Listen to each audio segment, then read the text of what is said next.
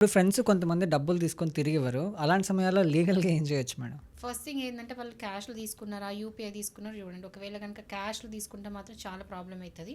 ఎందుకంటే క్యాష్‌లో ఇచ్చినట్టు ఏం ప్రూఫ్ ఉండదు. హ్మ్. అదే యూపీఐ బ్యాంక్ ట్రాన్సాక్షన్స్ ఉంటే కరెక్ట్ ప్రూఫ్ ఉంటది. ఈ ఫ్రెండ్ నా దగ్గర డబ్బులు తీసుకున్నాడు తిరిగిస్తాడని చెప్పేసి ఆర్డర్ 37 ఆఫ్ సీపీసీ ప్రకారం రికవరీ ఆఫ్ మనీ సూట్ ఏసుకోవచ్చు. ఏది మీ హ్మ్. దగ్గర ప్రాపర్ ఎవిడెన్స్ ఉంటే. హ్మ్. లేదు క్యాష్‌లో ఇచ్చిండు ప్రాపర్‌గా ఎవిడెన్స్ లేదంటే మాత్రం చాలా కష్టమైతది.